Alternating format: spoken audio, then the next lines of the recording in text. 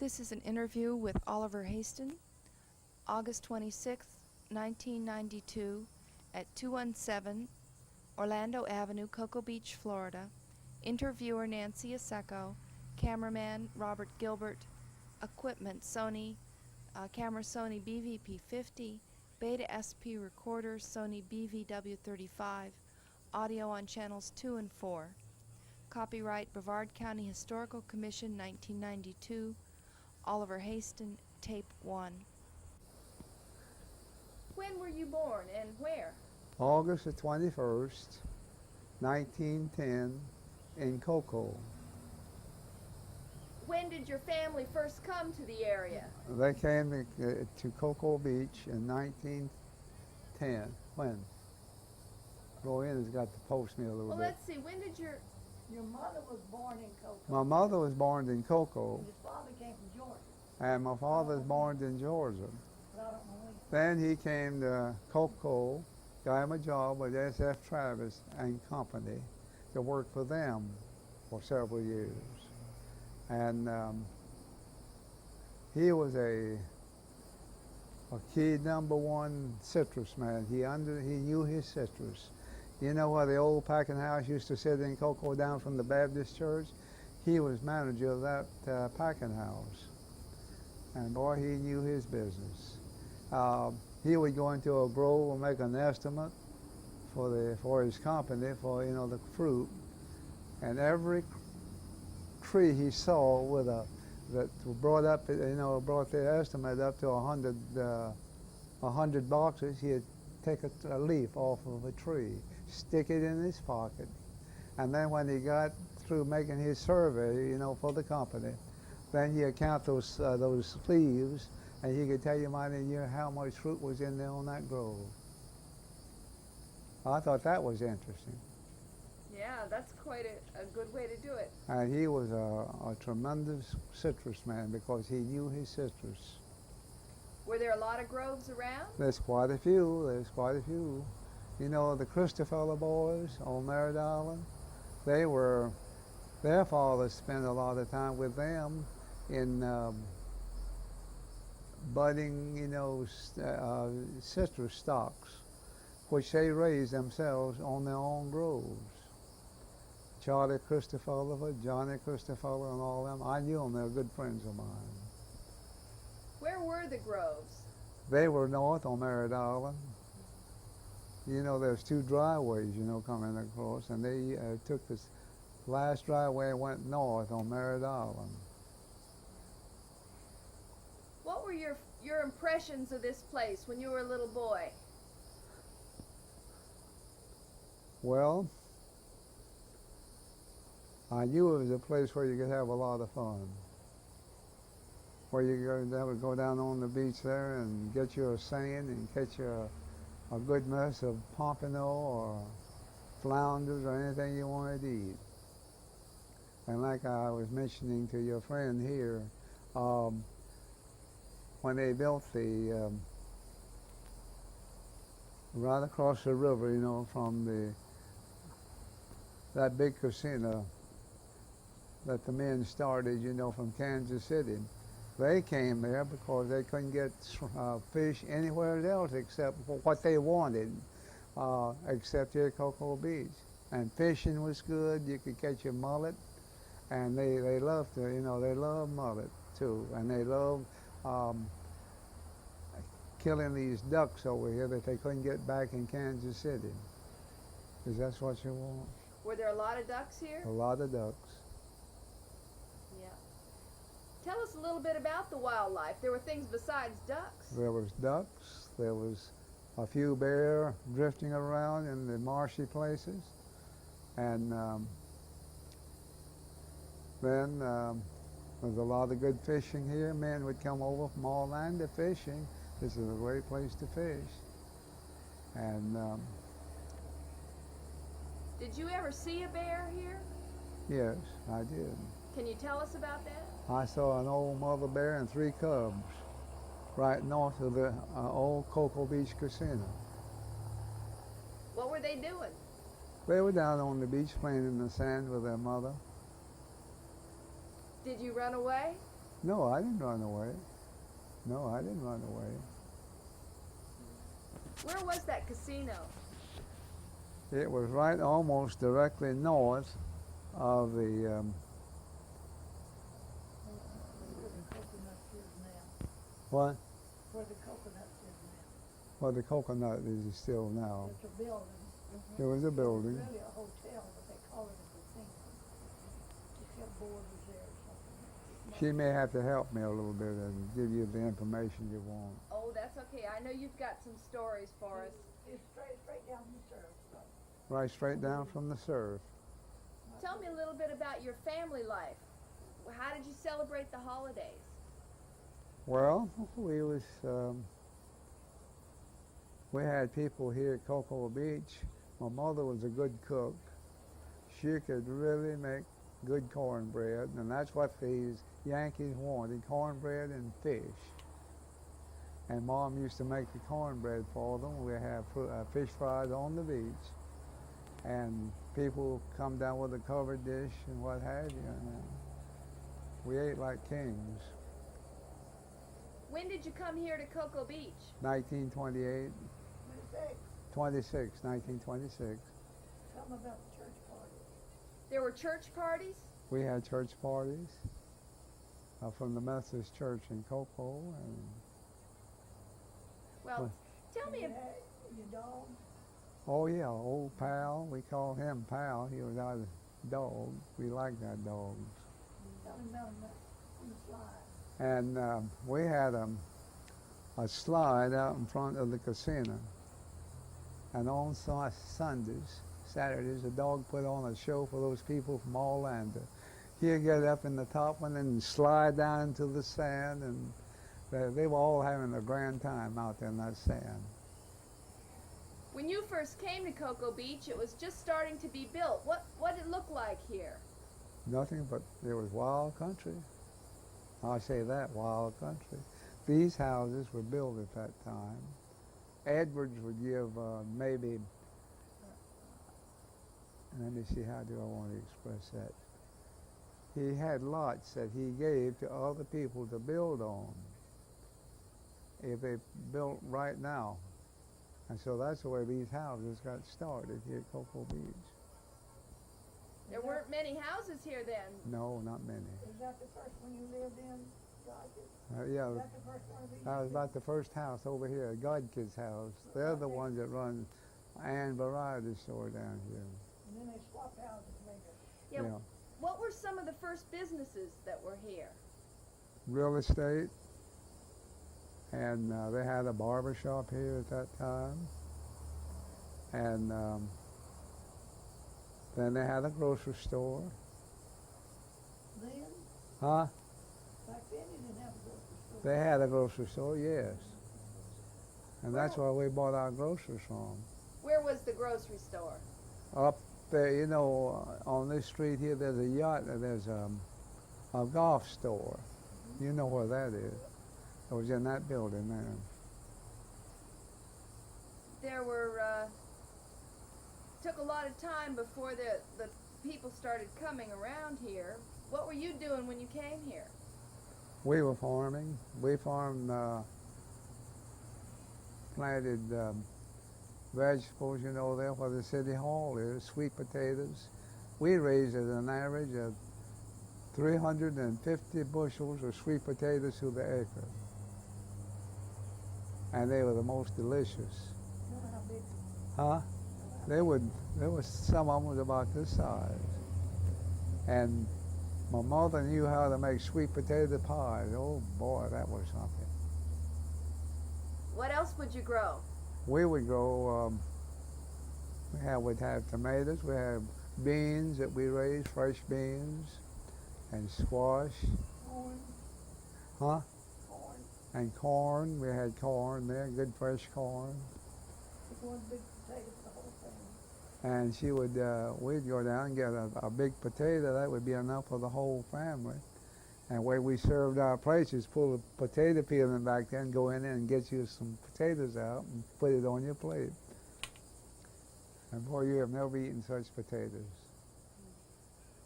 Did you have oranges and grapefruit too? Yeah, we had oranges and grapefruit up there, right.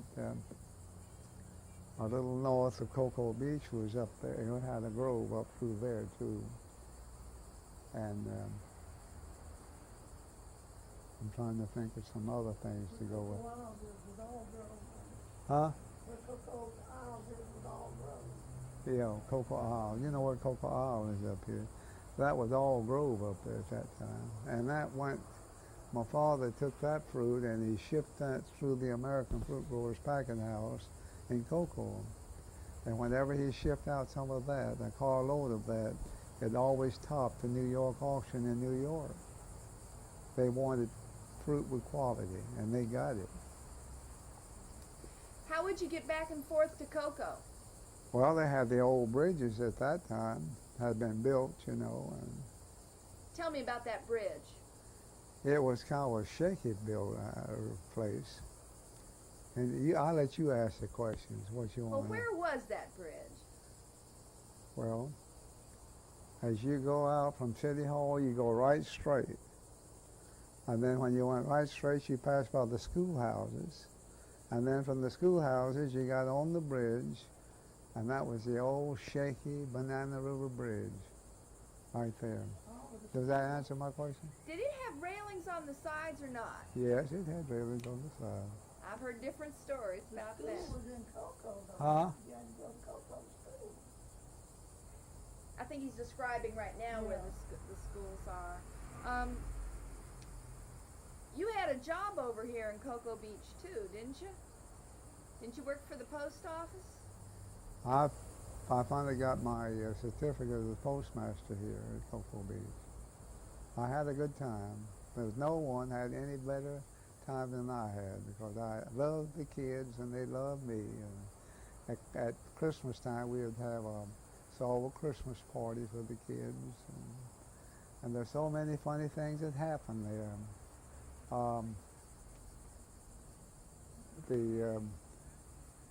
They would bring all kinds of trinkets and things in for me to put on my bulletin board. This lady came in one day holding it up this way.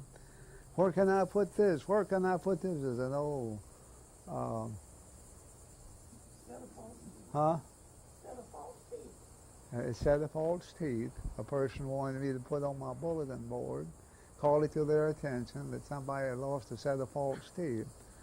So I did. I put it on my bulletin board. I said, let me have it, and I put it on my bulletin board. So that's one of the things that happened there. So nobody claimed it. Huh? Nobody claimed it. Nobody ever claimed it, so I had to drop it in the can and let it be thrown away. Do you remember when the telephone company first came in, or was? I think that was back in 1925. I thought it was the year you were born when Papa owned the telephone company in Cocoa. What? I thought it was about the year you were born when Papa turned Yeah. on the telephone company in My Cocoa. father owned the telephone company in Cocoa. I'll put it this way first. And then, let me get this thing straight now.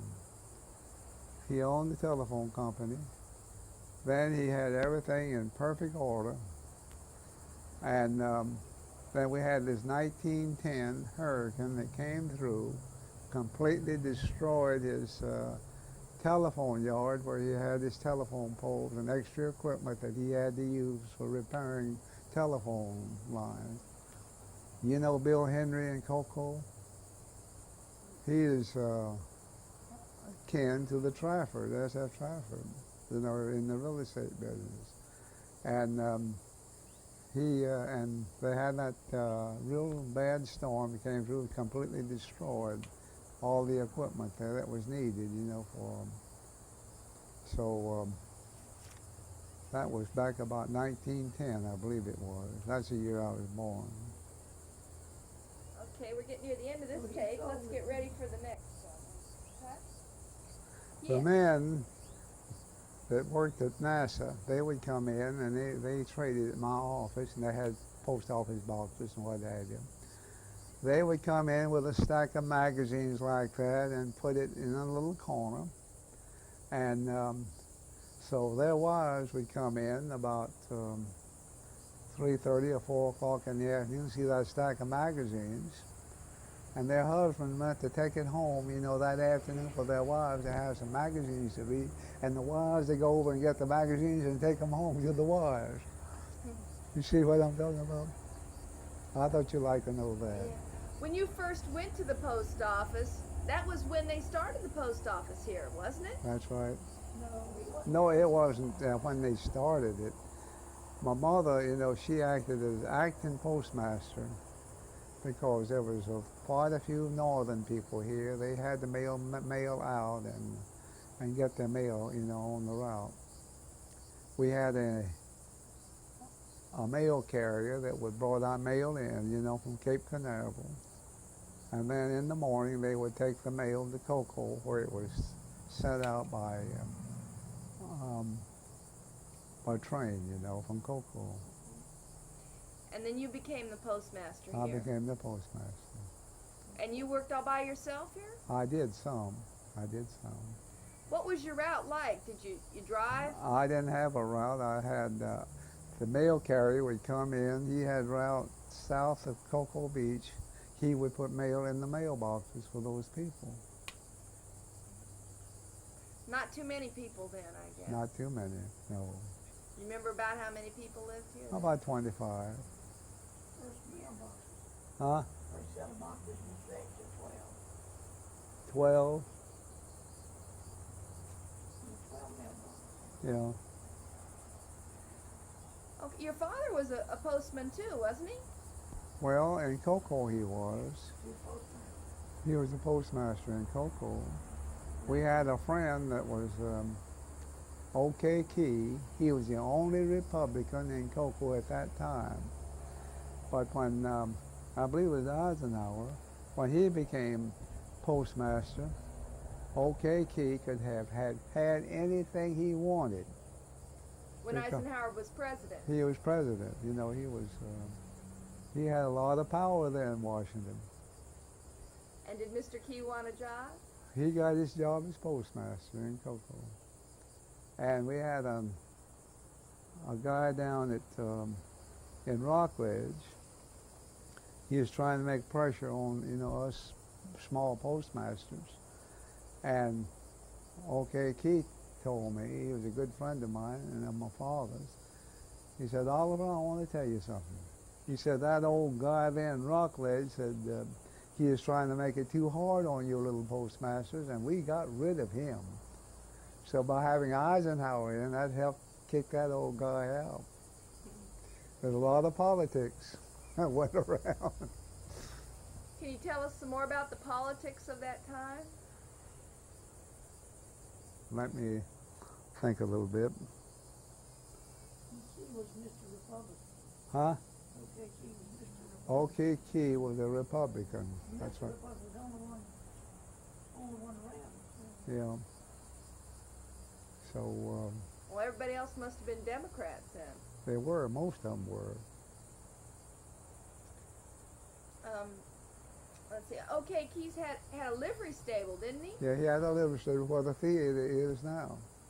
That used to be the old Ford Ford Motor Company in there then, at that time. But O.K. Key had a livery stable there where if you wanted to go out on Sunday and get a mule and a horse and wagon, you could get your horse and wagon right all over the countryside. I guess that's the way most people got around. That's right. That's right. Did they have any buggies? Huh? Have any buggies or just wagons? They had buggies and wagons. It was a horse and buggy, what it was. Mm-hmm. And Henry W. Flagler, he built about 3 or 4 hotels, you know, down at Rockledge. And he passed an order that no conductor would take take any passengers on the train unless they had a ticket, you know, for transportation. So Mr. Flagler thought he'd try this conductor out, and so he got on his train, and the conductor told him, he said, I'm sorry, you don't have a ticket. I'm going to have to put you off at the next station. Mr. Flagler's own train And Mr. Flagler said, I'm the owner of this train. The conductor told him, sir, I can't help that. I have my orders to follow. So he put him off of his train, and so when he got back to St. Augustine, that was headquarters for the Florida East Coast at that time. He went in Mr. Flagler's office, and Mr. Flagler told him, said, when that conductor comes in, I want to see him. So when he came into the office, the conductor said, why, hello, there you are. And they had a big laugh over it, and Mr. Flagler laughed. He said, you know what? He said, the day that you put me off of my own train, he said, I started to fire you that day. And instead of that, he built him a $52,000 home and gave it to him. You don't find many bosses like that, do you? No. Go ahead and Did he put Flagler off the train in Cocoa? It was down south of here, you know, down near Miami. Uh-huh. Okay. So that's a story that a lot of people told, I guess. That's a story. I thought you might like to know that. finish what he said. I like Huh? that one. Finish the next last. What is that? You told him you're one man that follows orders. He said, you're one man that follows orders, and I'm going to build you a nice home. So he built him a $52,000 home and gave it to him. Wow. And he had really built some of the most beautiful houses, you know, around St. Augustine. The Flagler on the railroad. And he owned the railroad at that time. Well, you can probably tell us a little bit about the time during the Depression after the stock market crashed. Well, trying to let that run through my little brain. Sure. That was bad. We came to Cocoa Beach. One reason we came over here is to raise vegetables, raise tomatoes and watermelons and things like that. And we had an outlet for them because people wanted our vegetables. And we raised a superior grade of them. And, huh? We took them to Cocoa and we sold them in the grocery stores over there. So you always had enough to eat. We had enough to eat. And they were good too. I guess you had fish and other things. We had fish, and we had all kinds of fish, pompano and stuff like that, you know, that high eating fish. And they were good, boy, they were really good. Tell me a little bit about the hurricanes that came through here. We had about 2 or 3 hurricanes that hit up through here where my shed is, right here. And Rowan and me, we hadn't been married too long at that time, had we? Well, tell about the one that you and Pop went to down in Miami first. You mean? 26 or 28 hurricane when y'all went down. Yeah. We went, they had a big hurricane, you know, down at St. Augustine No, Miami. in Miami, and we went down to that. And Either 26 or 28. that was a tremendously wreckage there, too. You went down after it was We over? went down after it was over, yes. But a couple came pretty close to here. Right here, it knocked our shed off of the foundation, this white shed you see back of it. Knocked out with another shed. Huh? He had to get another shed. Yeah, we had to get another shed. 1940, Donna. Tell him about Donna. You tell that, I don't know, I've forgotten about Donna. Donna came, somebody came out, wanted to know if we were going to leave. We told them, no, we weren't going to leave. We were just as Florida hurricane. We have seen people leave here. They come here, aren't you going to leave? No, we're not going to leave. And they jump up and leave and get down in the interior of the state there and be right in the middle of it. And the thing will hit them. But we wouldn't even move. We'd be just getting along just fine here at our house. What made us leave that time, the light line fell down out there in the line and it burned. The water pipe didn't do it, and the backyard flooded with water.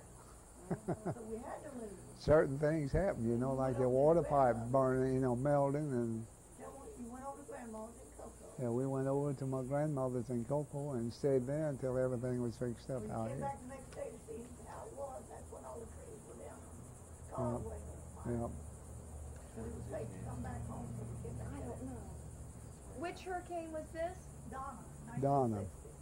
Donna, Hurricane Donna. Yeah. And 2 weeks after that, we had flood Florence. We had, I think both of them on Saturday. A big hard rain. We had a big ditch in front of our house, sitting in the road. That ditch filled up with water. It came up, I guess, to our doorstep.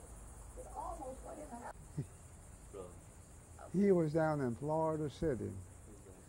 Tell me who it is. Billy Graham, Dr. Graham's son.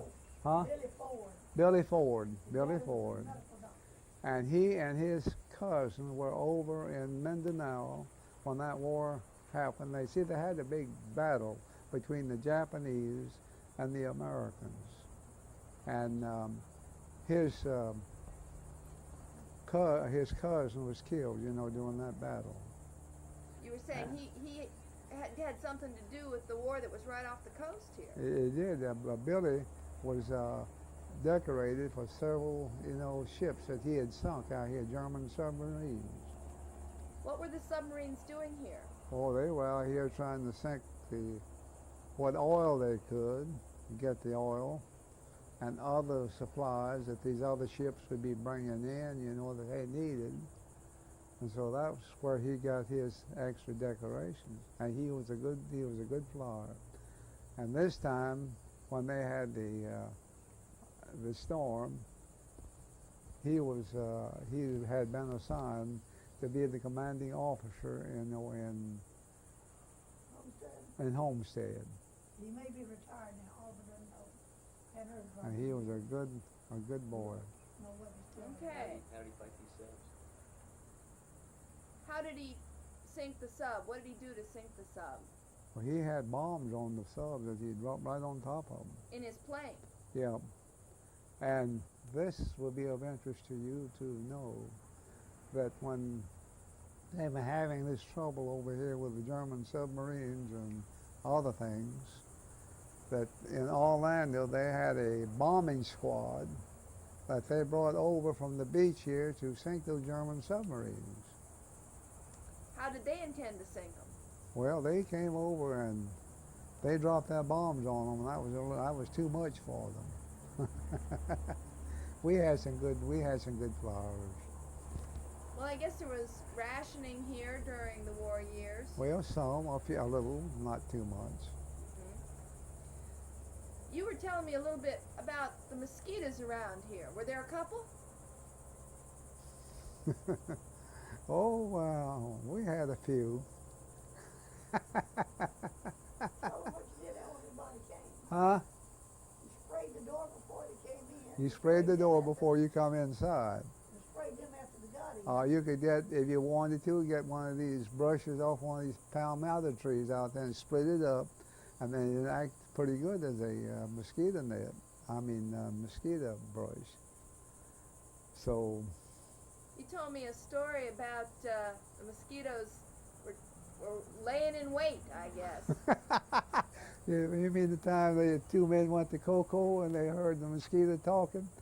Shall we kill him here, eat him here, or drag him out in the bushes and eat him? You like that one? I bet there's a few mosquito stories. Yeah, there are. There are. I used to have to put Okay, now we are out of tape. Okay, this is Interview with Oliver Haisten, August 26th, 1992, at 217 South Orlando Avenue, Cocoa Beach, Florida. Interviewer Nancy Aseco, cameraman Robert Gilbert, equipment camera Sony BVP50, Beta SP recorder, Sony BVW35, audio on channels 2 and 4, copyright Brevard County Historical Commission 1992, Oliver Haisten, tape 2. I had a friend that when I was in service, we had a special kind of, just a minute. Let me sit up straight now and try to get this correlated. We used, Can you sit back when you talk to us? There we go. yes. I'm just trying to think of how I want to say this now. I told you I was in a medical unit during the war, And the idea by taking these big mosquitoes and freezing them, you know, filling them full of blood and freezing them. And then if I had to use one of them during the war, I could take one of them and just take the bill and stick it right up my vein here, take the wings and pump the blood up in there, and that would give me pressure enough so we could treat those wounded boys. And this friend of mine, who was ex-FBI man, I told him what my thought was, so he notified the man, you know, with Today newspaper, told him what I had thought of. And they wanted that, you know, to put in the newspaper. Do you recall us in it? So I gave them the information I had, and we worked that up. And they liked it real well, and so... You think the mosquitoes were pretty big then, huh? all the mosquitoes are big. But you could take those and stick a vein up in here and take the wings and pump the blood up in there. So they thought that was pretty good, so we let it go at that. Okay, you were telling us other natural life. There were a lot of turtles up here. Yeah. Tell us about the turtles. The turtles weighed at least about 250 pounds. And this particular night, this is one experience my brother and I had, you know, with the turtles. And these men had been on the beach and then driving up and down the beach there, and they found this 250-pound turtle, threw the turtle in the back of the car, and came up to the casino where my brother and I were working that night. My mother and father had to go to Cocoa for their own business, and we were running the casino. And they came in there, we saw the turtle, and we told them, said, sir, if you're caught with that turtle, it will cost you $250 if you don't get rid of it. So then they were quite excited by getting rid of that turtle. So they told us, somebody told us that they had dumped that turtle out between Cocoa and Titusville somewhere. They didn't know where it was.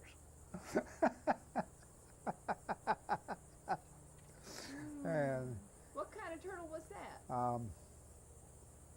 Is that one part- of the loggerheads? Or? loggerhead, a loggerhead turtle. So we just didn't push that anymore, and so we thought that was pretty funny. Can you tell me something about the casino? What kind of place was that? It was a nice place to go and get you a nice room.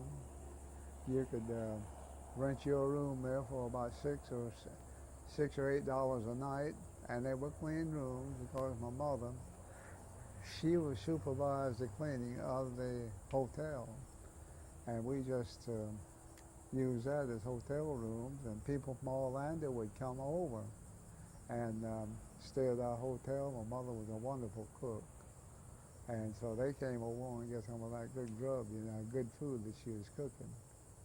So we just had a real good time that way. And I'm just trying to It think. was always called a casino. Were there gaming tables, or? No, we didn't have any gaming tables. Huh? Just a hotel. Just a hotel. Mm-hmm. What about the boardwalk in front, boardwalk? Yeah. Boardwalk up front on the beach side. So I'm just trying to think of something else that we can say. Okay, We well, found a piece of furniture that came out of that building. we were also along the beach there. I guess occasionally there would be shipwrecks. There would be some shipwrecks. And early on, you mentioned one in particular. Out in the ocean there, the Mohegan, that was the name of it, the Mohegan, if you want to put that down on your book form there. And what happened when that ship wrecked? Well, they went on down to Miami in it. They just, There was one particular shipwreck where there were a bunch of baby buggies or something, wasn't there? there was, but that's dating back, you know. Oh, tell me about that one, the early one. Well, that was the time she said that there was enough baby buggies on that one ship to give every girl in Cocoa a baby buggy. And so that's what they did. So people would salvage things that came off the shore. That's right. That's right. What kind of things do you know about that washed up? Mostly whiskey. Look at him grinning back here. Now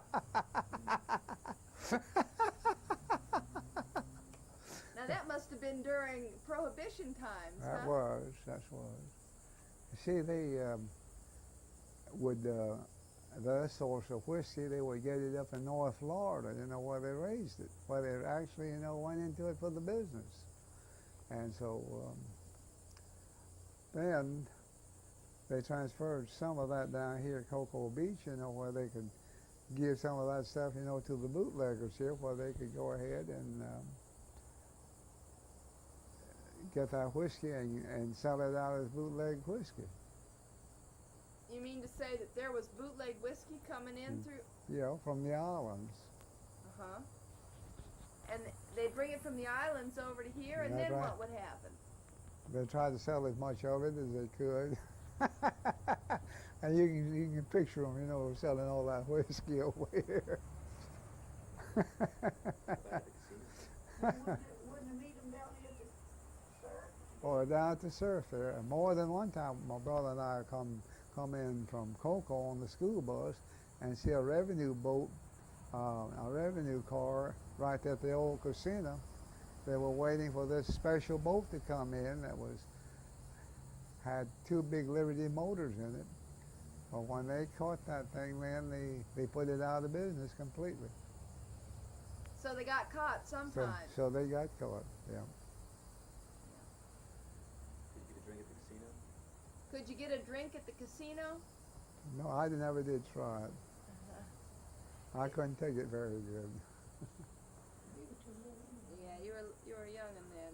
I got drunk one time in service, and that was enough. I had my tent fixed up with nice mahogany furniture and what have you, and this officer came along, strip your tents, we're going home. Boy, that tickled us to death. So we stripped our tents, and we got everything straight, what have you. Then after we got them all stripped, he said, don't do a thing, we don't know when we're going. We said, that's the last straw. So then we began to drink whiskey. Then sure enough, I went over and got I got a big quart of whiskey, 190 proof alcohol, and then we started drinking that up.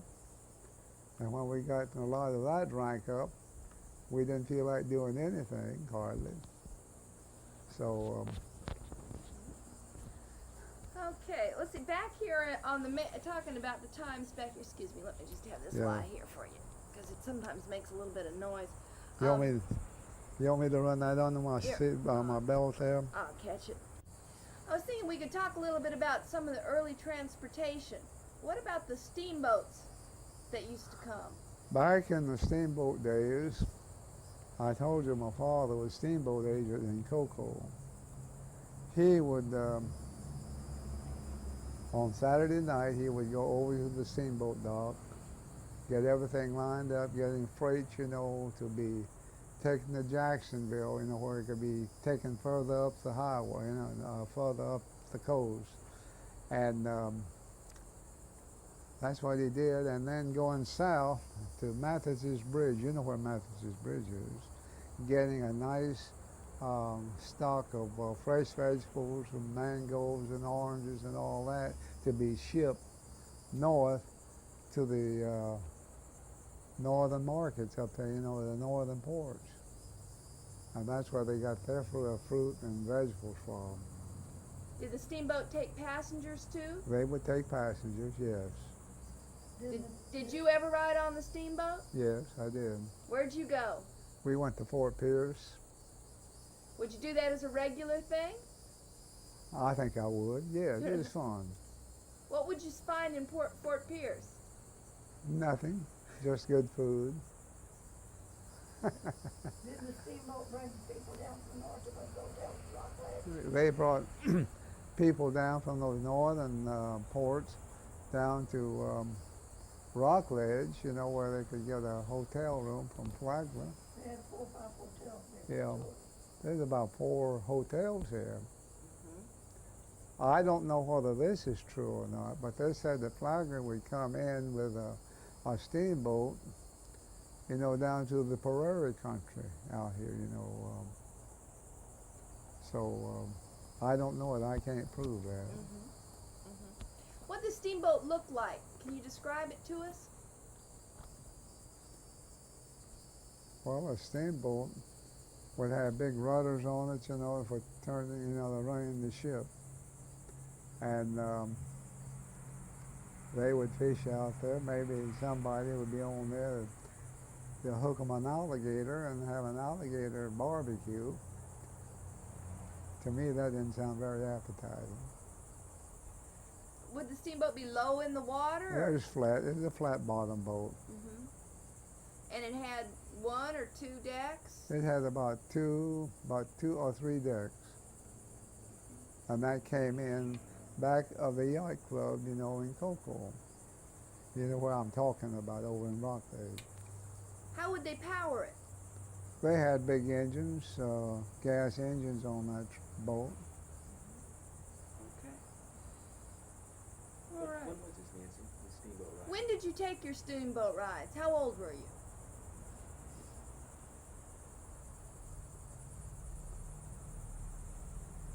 Well, I would say I was around 10 years old maybe when I took my first steamboat ride. I think that would do it pretty well.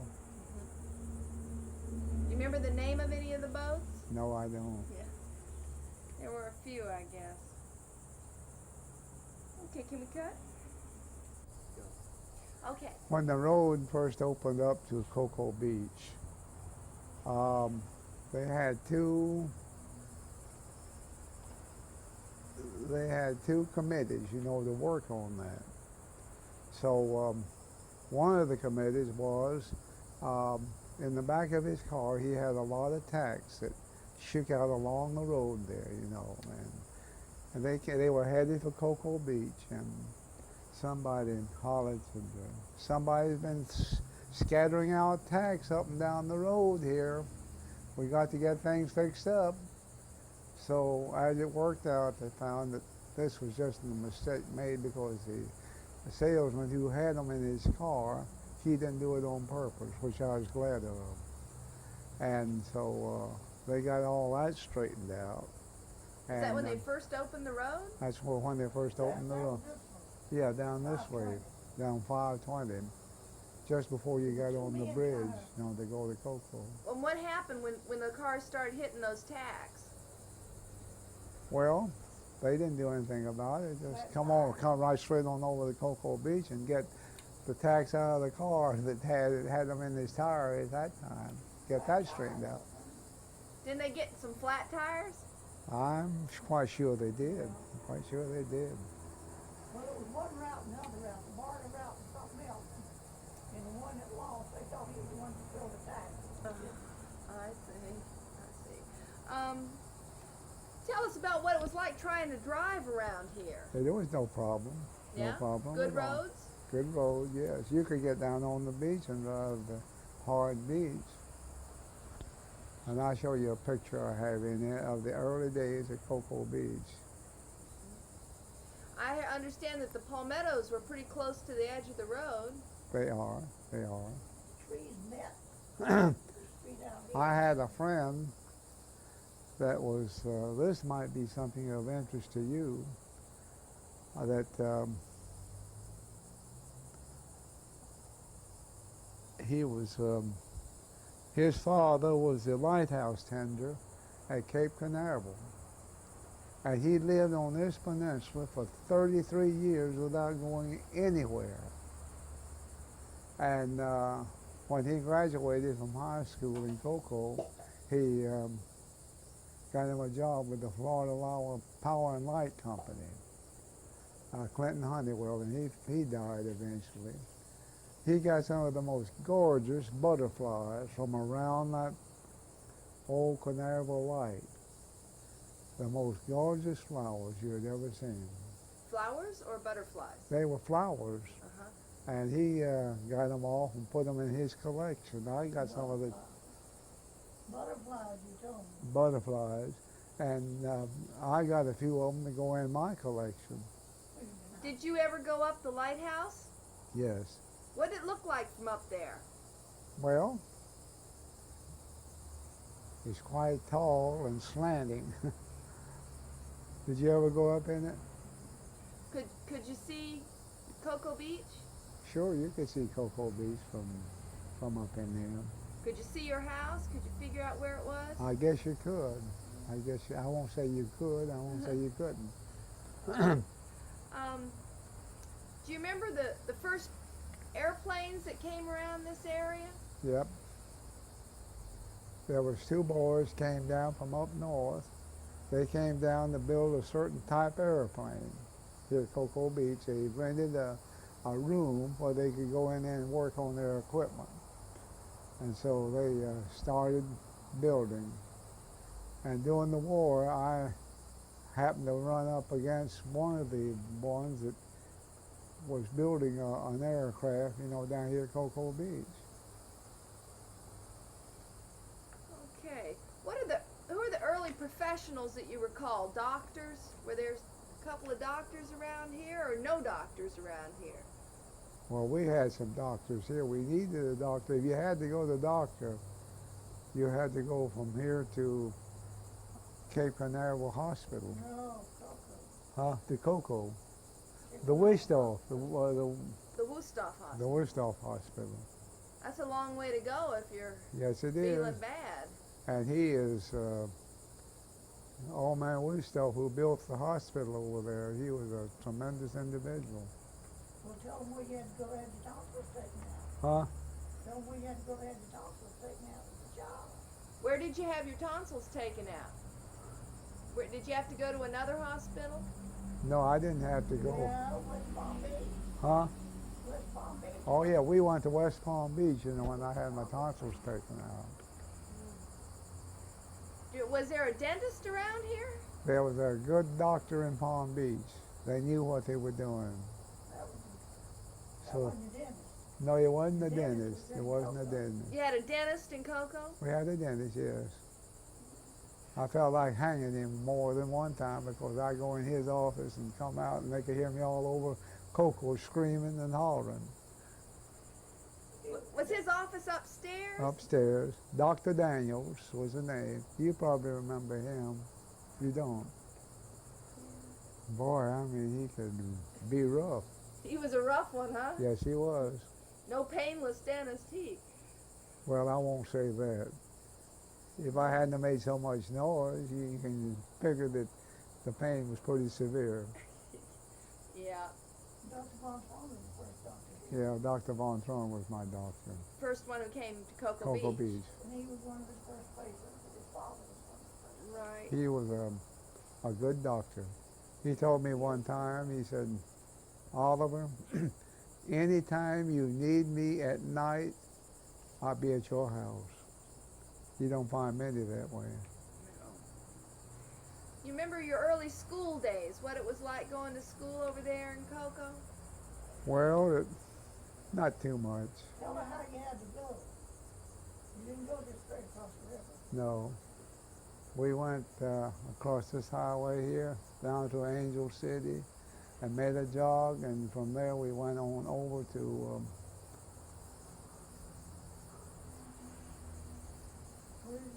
huh? You went out this road by the high school. Yeah. And then you went to Angel City, crossed over. You went across the bridge.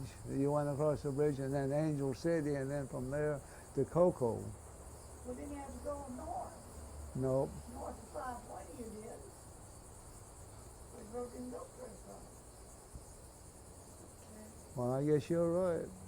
What's the name of the place up there? North America. North It was.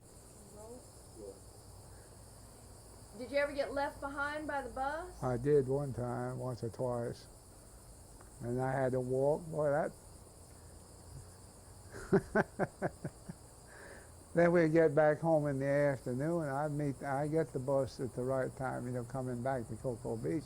But going over, once or twice, he left me flat. And you walked the whole way to I Cocoa? walked all the way to Cocoa. It must have taken you most of the day. It did. And you felt it when you got to Cocoa. Yep. Were they strict in school? Did you have... No, we had to have a note from our parents stating that we we were left, you know, and had to walk in. Uh-huh. So that wasn't like going to the professor's office. So. Yeah. Were there a lot of kids in your class? We had about 15, I guess we had about 20, 25 in our class. Did you wear shoes to school? Oh, yes. I had to. My mother would make us wear shoes to school, and when we come home in the afternoon, they'd be over our shoulders. You know what I mean, don't you? I saw some pictures of some boys at school up in Titusville, and they didn't have any shoes on. They didn't. Tell him about Dave Nesbitt's haircut when y'all were kids. Yeah. Did you know Dave Nesbitt in Cocoa? I remember one time there they had a pair of these little kindergarten scissors that Dave took those and he gave himself a good little haircut with those scissors. So he was such a ridiculous looking sight. The school teacher saw him and she took him upstairs and took him all over the schoolhouse showing him all. Old Dave. He was a humdinger.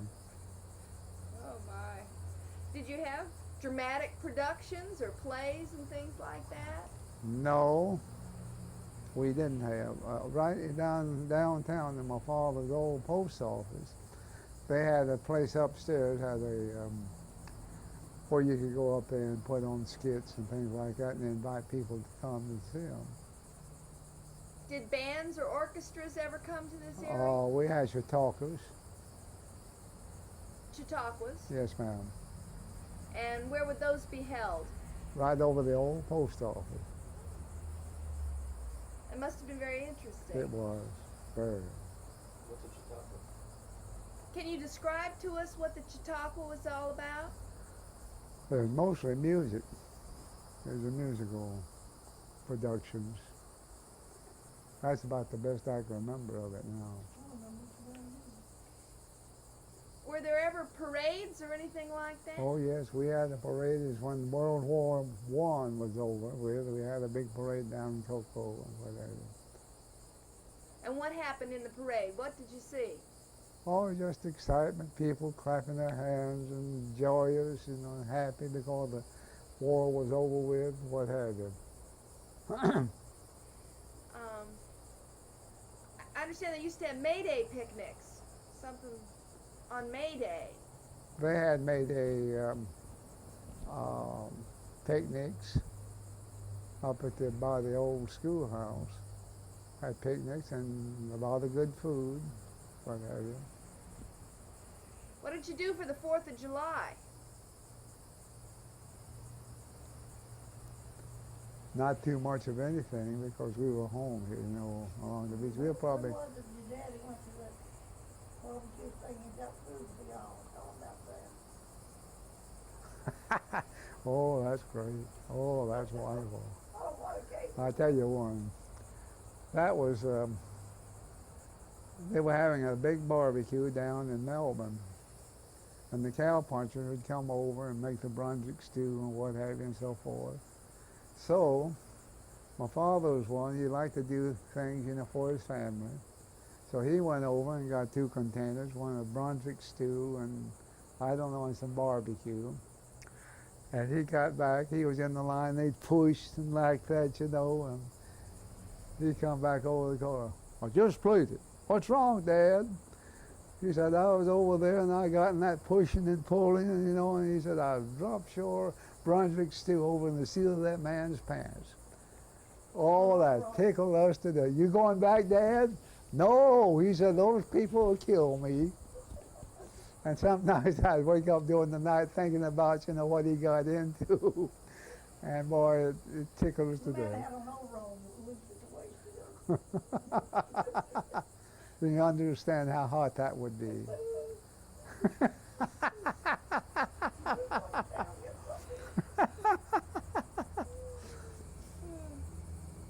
Well, I understand there used to be some baseball teams or... They used to have some baseball teams here at Cocoa Beach. And I'll tell you something else to be interesting to you. They had a circus over here at Cocoa Beach, had some old beat up looking elephants and an old worn out tent. And they got over there one afternoon, and I don't know how many they had from Cocoa Beach, you know, under that tent. And something happened, and the old elephants started, you know, misbehaving and what have you. And the first thing they knew, that old tent had fallen down and covered up most of those people in Cocoa Beach. We had a big laugh over that.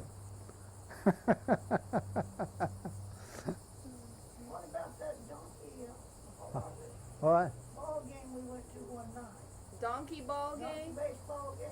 I don't remember too much about that, but I think you had to be up on it. I remember the elephants better. Did circuses come through on a regular basis? Not too much.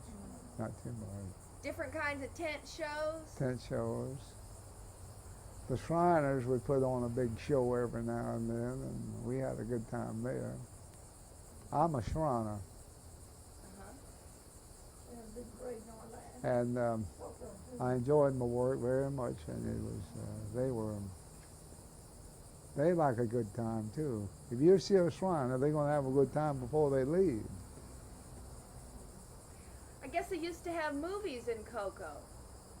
Oh yes, they had movies. From the theater? Fred Bryan, he's the one that built that city theater house, you know, there in Cocoa. They had a nice theater there. He built it. He's the one that owned the ice plant, you know, in Cocoa, and made ice, and you know, for the people in town. Were there silent movies there too, or Yep, they had both kinds.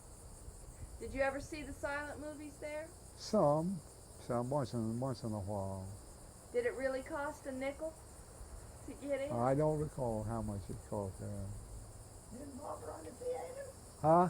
Didn't Pop run the theater? It was Pop Bryan. Oh, I thought it was your dad. It was Pop Bryan. What would it be like? You walk in, were there benches or seats? Or Well, you go up to the window here, like this one here, and get your ticket from the window and go on in, and you find your seat where you want to sit down. someone told me sometimes it was cooler in the theaters than it It was. was cool. Cool enough. Popcorn. What? Did have popcorn. They had popcorn, Did and have popcorn. yeah. Okay, I think we're near the end of this table. Did you get that ready? Which resident? Yeah, she's got. She. Okay, tell us what we're looking at here in this picture. Yeah, Lynn.